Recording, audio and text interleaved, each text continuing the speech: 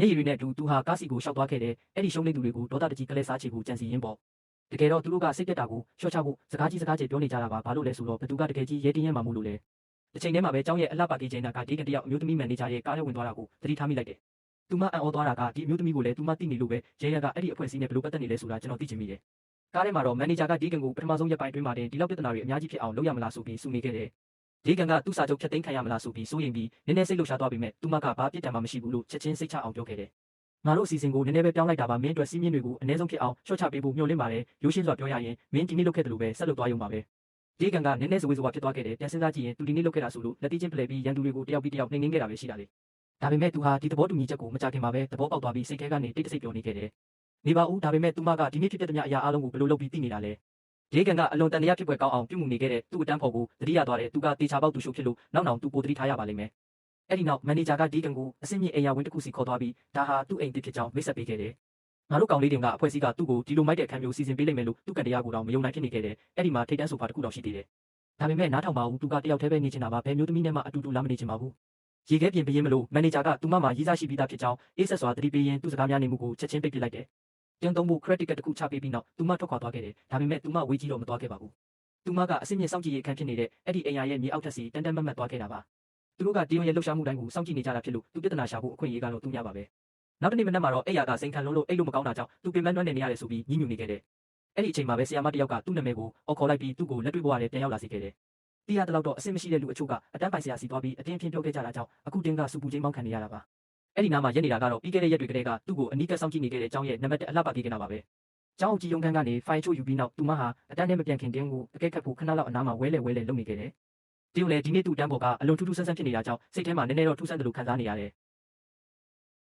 ်မင်းစုကလည်းသူ့လိုပဲမျက်မှန်တွေစပြီးတက်လာခဲ့တယ်။အဲ့ဒီမျက်မှန်တွေထဲမှာလျှို့ဝှက်ကင်မရာပါနေမလားဆိုပြီးသူတန်တရားဝင်မိပေမဲ့မေးကြည့်လိုက်တဲ့အခါမှာတော့မင်းစုကတကယ်ပဲမျက်မှန်တက်ရတာကိုသဘောကျလို့တက်တာဖြစ်နေပါတယ်။ဒါပေမဲ့ဝတ်တုပ်ကြီးကြီးမိုကမျက်မှန်တက်တဲ့ကလေးတွေကိုသူ့ရဲ့ဖြောပြရေးအတွက်လူသားသောချိတ်တွေလိုမျိုးပြစ်မှတ်ထားနှိပ်စက်ကလေးကမင်းစုဟာမျက်မှန်ကိုမတက်ရဲတော့ပါဘူး။ဒီအကြောင်းကိုကြားလိုက်ရတဲ့အခါဒေယွန်းဟာဒေါသထွက်သွားပြီးအဲ့ဒီလူမိုက်ကိုစတင်ဆဲဆိုပါတော့တယ်ကြီးမိုဟာလုံးဝမထင်မှတထားတာမို့ဘာဖြစ်လို့ဖြစ်မှန်းမသိပဲအပြစ်ပေးခံရတဲ့အနေနဲ့ကျမ်းပြင်ပေါ်လဲချပြီးတိုက်ထိုးပါတော့တယ်တကယ်ကိုကောင်းကောင်းအကျင့်လုပ်ထားခံရတာပဲကျောင်းဆင်းပြီးနောက်မှာတော့ဂျီနာကစုံထောက်လုပ်တုံးပါပဲဒေယွန်းရဲ့နောက်ွယ်ကလှုပ်ဝက်ချက်တွေကိုရှာဖွေဖို့ဒေယွန်းနောက်ကိုလိုက်နေခဲ့ပါတယ်ဒေယွန်းကတော့သူ့နောက်ကိုလိုက်နေတာကိုလုံးဝသတိမထားမိပေမဲ့သူ့နောက်ကိုလူမိုက်ပုံစံ၄ယောက်လိုက်နေတာကိုတော့သတိထားမိသွားပါတယ်သူကအဆောက်အဦတစ်ခုကိုပတ်ပြီး၄ချိန်တိုင်လမ်းကွေးခဲ့ပေမဲ့လည်းအဲ့ဒီလူမိုက်တွေကတော့သူ့နောက်ကနေအရေးလိုကတ်လိုက်နေတော့မှပဲဂျီနာကလည်းဆက်လိုက်ရင်းနဲ့ဒီလူ၄ယောက်ဟာသူတို့ကျောင်းကဖြစ်ပြီးဒေယွန်းကိုမကောင်းတဲ့ရည်ရွယ်ချက်နဲ့လိုက်နေတာကိုရိပ်မိသွားပါတယ်စူစမ်းကျင်စိတ်ကြောင့်သူမကအနားကိုတိုးသွားပြီးကြည့်တဲ့အခါမှာတော့အဲ့ဒီအုပ်စုထဲကလူကောင်ကြီးတယောက်ရဲ့မြင်ချင်းကိုခံလိုက်ရပါတယ်ဒီစိတ်ကူးရင်ဆန်တဲ့လူမိုက်ကဂျီနာဟာသူ့ကိုသဘောကျလို့လိုက်ကြည့်နေတာလို့ထင်သွားပြီးသူမကိုဟိုတယ်သွားဖို့အရှက်မရှိဖိတ်ခေါ်ပါတော့တယ်ဂျီနာကတော့ကြောက်လန့်တကြားနဲ့ငရုတ်ကောင်းစပြေးကိုထုတ်ပြီးသူ့မျက်နှာကိုတန်းပြလိုက်တာကြောင့်ထိုလူမိုက်ဟာနာကျင်စွာအော်ဟစ်နေပါတော့တယ်ကြံတဲ့လူမိုက်၃ယောက်ကလည်းသူတို့လူကိုကူညီဖို့ရှေ့တိုးလာတာကြောင့်ဂျီနာခများတကယ်ကိုကြောက်လန့်နေရှာပါတယ်အခြေအနေတွေဆိုးဝါးနေတဲ့အချိန်မှာပဲဒေယွန်းကကိစ္စပြတ်ဖို့ရောက်ရှိလာပါတယ်လူမိုက်ကောင်းဆောင်ကတော့ဒေါသထွက်ပြီးသူ့ရဲ့အင်ဂျီကိုစုပ်ခဲကဝမ်ဘိုက်ကြွသားတွေကိုပြပြီးလူမိုက်စတိုင်ဖမ်းနေပါတယ်သူကဘလောက်ဆွဲဆောင်မှုရှိလဲဆိုတာပြဖို့စစ်လိတ်တလိတ်ကိုတော့ညှိလိုက်ပါသေးတယ်ပြီးတော့ဒေယွန်းရဲ့မျက်နှာကိုစစ်လိတ်ငွေတွေမှုတ်ထုတ်ဖို့ပြင်လိုက်တဲ့အချိန်မှာပဲဒေယွန်းကအဲ့ဒီလေကြီးနေတဲ့ပါဇက်ကိုလှမ်းဖမ်းပြီးလမ်းမပေါ်ကိုအားပြင်းပြင်းနဲ့စောက်ချလိုက်ပါတော့တယ်ဒေယွန်းရဲ့ပြင်းထန်တဲ့လက်ချက်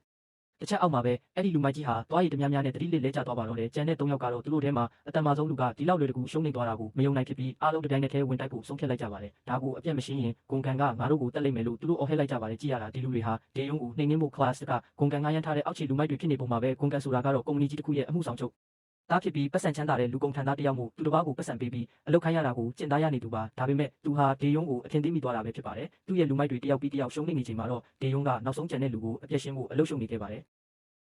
်ဒေါသထွက်နေတဲ့လူမိုက်ဟာဒေယွန်းကိုအပြည့်ရှင်းဖို့ရှေ့ကိုတိုးလာခဲ့ပေမဲ့လည်းနန်ရိုးတွေကြေမွားသွားမတက်ပြင်းထန်လာတဲ့ကန်ချက်တစ်ချက်နဲ့ပဲကြုံတွေ့လိုက်ရပါတော့တယ်ဒေယွန်းရဲ့ကန်ချက်ကြောင့်သူဟာနာကျင်စွာနဲ့ခန္ဓာကိုယ်ကြီးလိပ်တက်သွားပြီးလမ်းမပေါ်မှာတင်မျက်လုံးဖြူလန်းကသတိလစ်မတက်ဖြစ်သွားရရှာပါတယ်ထိုအချိန်မှာပဲဝတ်တုပ်ကြီးဂျီမူဟာဒေယွန်းကိုနောက်ွယ်ကနေပရိရဲ့တုံးပြီးဖမ်းချုပ်ဖို့ကြိုးစားလာပါတယ်ဒါပေမဲ့လည်းဒါဟာအချီးနှီးပါပဲစင်ပေါ်မှာဖြောပြတင်ဆက်နေတဲ့လူပြက်တယောက်လိုမျိုးဒေယွန်းအဲ့ရဲ့လက်ချက်ကြောင့်ဂျီမိုတယောက်လေးထဲမှာဝဲပြန်ပြီးကျမ်းပြင်ပေါ်ကိုဖင်ထိုင်လဲသားပြုတ်ကျသွားပါတော့တဲ့အိမ်မက်ဆူကြီးကနေလန်နိုးလာတယ်လို့မျိုးဂျီမိုဟာအသက်ကိုလူရှူရင်းကြောက်လန့်တကြားဖြစ်နေရှာပါတယ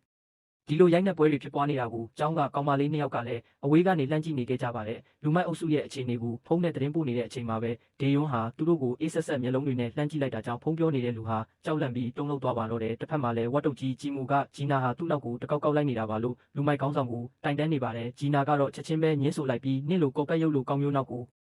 ငါကဘာလို့လိုက်ရမှာလဲဆိုပြီးပြန်လဲဆဲဆိုလိုက်ပါတယ်ဒီစကားကြောင့်ဂျီမိုတယောက်အရှက်ရပြီးစုံသွားရရှာပါတယ်ဒီလိုရုံးရင်းဆန်ခတ်ဖြစ်ပွားပြီးတဲ့နောက်ចောင်းသားတွေကလည်းဂျီနာကိုစတင်တတိထားမိလာကြပါတယ်နောက်တစ်နေ့မနက်မှာတော့ဒေယွန်းဟာအတန်းကိုသွားပြီးဝါတုတ်ကြီးဂျီမိုကိုရှာဖွေပါတော့တယ်ဂျီမိုကတော့ဒေယွန်းကိုမြင်မြင်ချင်းကြောက်တူးတုံနေပြီးဒေယွန်းကလည်းသူ့ရဲ့ပခုံးကိုလှမ်းဖမ်းကခက်ပြက်ပြက်တတိပေးလိုက်ပါတယ်ဒီလိုချင်းချောက်နေတဲ့အချိန်မှာပဲအတန်းပိုင်ဆီယာမလေးရောက်ရှိလာပြီးဒေယွန်းကိုပြဿနာရှာတဲ့ចောင်းသားအစ်အဖြစ်မှတ်မိသွားကဒေါသတကြီးနဲ့ပါရိုက်ဖို့လက်ရွယ်လိုက်ပါတယ်ဒါပေမဲ့ဒေယွန်းကမျက်မှန်ကိုချွတ်လိုက်တဲ့အခါမှာတော့ဆီယာမလေးရဲ့ဒေါသတွေဟာအကြီးပြောကျသွားပါတော့တယ်ဒေယွန်းရဲ့နှစ်သားတစ်ပါးလိုချုံမောလုံးနဲ့ရုပ်ရည်ကြောင့်ဆီယာမလေးဟာမတိစိတ်ကနေမျက်နှာလေးမြင်မြန်သွားပြီးသူ့ရဲ့ရုပ်ရည်ကမျက်မှန်ကြောင့်ဖုံးကွယ်နေတာပဲလို့တွေးမိကရင်ခုန်သွားရရှာပါတယ်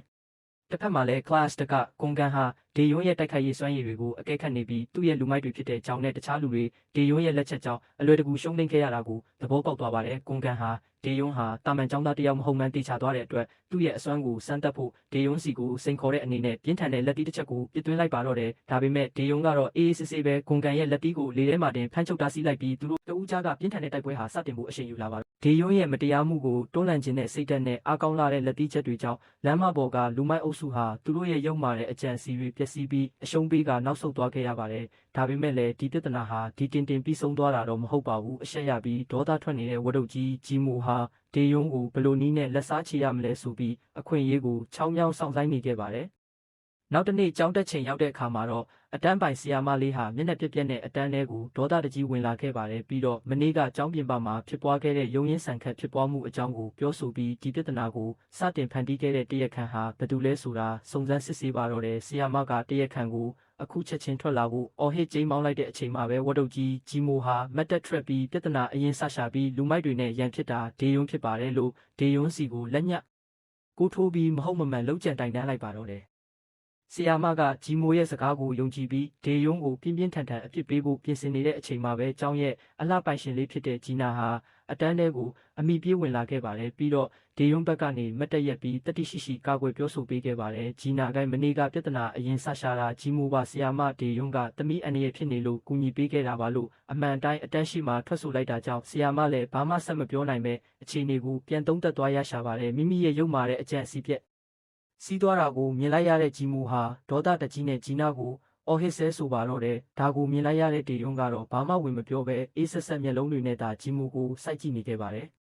်တစ်ဖက်မှာလည်းဒီသတင်းတွေဟာစက်မှုအထက်တန်းကျောင်းဝင်းကျင်ကနာမည်ကြီးလူမိုက်ကိုင်းတွေစီကိုလင်းလင်းမြန်မြန်ပဲပြန့်နှံ့သွားခဲ့ပါတယ်လူမိုက်ကောင်းဆောင်ဂွန်ကန်ဟာဖုန်းကနေတဆင့်သတင်းပို့တာကိုလက်ခံရရှိပြီးဒေယွန်းရဲ့အကြောင်းကိုစတင်စိတ်ဝင်စားလာပါတယ်သူကဒေယွန်းဟာတာမန်ကျောင်းသားတစ်ယောက်မဟုတ်မှန်းရိပ်မိသွားပြီးသူ့ရဲ့လက်ထောက်တွေကိုဒေယွန်းရဲ့အစွမ်းကိုတွားရောက်စမ်းသပ်ဖို့နဲ့လိုအပ်ရင်အပြက်ရှင်းပစ်ဖို့လျှို့ဝှက်အမိန့်ပေးလိုက်ပါတော့တယ်ဒေယွန်းတယောက်ကျောင်းအုပ်စုတွေကြားကအာနာလူပွဲနဲ့ရန်ညိုးတွေကြားတဲ့ကိုဘလို့ဆက်ပြီးရင်ဆိုင်ကြောဖြတ်သွားမလဲဆိုတာကတော့နောက်ထပ်စိတ်လှုပ်ရှားစရာပဲဖြစ်ပါတယ်ဗျာပြီးခဲ့တဲ့အပိုင်းမှာတော့ဒေယွန်းဟာတိုက်ထိုးပြီးသူ့ကိုယ်သူအပြစ်ပေးနေတဲ့ဝတ်တုပ်ကြီးဂျီမိုကိုကြည့်ပြီးအတန်းထဲကဂျီနာနဲ့မင်းစုတို့ရှိမှရင်ခက်ပြက်ပြက်တတိပေးစိန်ခေါ်ခဲ့ပါတယ်ဒါကြောင့်နောက်တစ်နေ့မနက်မှာတော့ဂျီမိုဟာဒေယွန်းရဲ့ဒေါသကိုကြောက်ရွံ့ပြီးရန်ညိုးတွေပြေးပြောက်စေဖို့အတွက်ဒေယွန်းစီကိုကိုယ်တိုင်လာပြီးမုန့်တွေကော်ဖီတွေနဲ့အနူးညွတ်လာရောက်ဖားပါတော့တယ်ဒါတင်မကသေးပါဘူးဂျီမိုဟာဂျီနာစီကိုလည်းတွားပြီးမနေ့ကကိစ္စတွေအတွက်တောင်းပန်ခဲ့ပါတယ်သူကဂျီနာ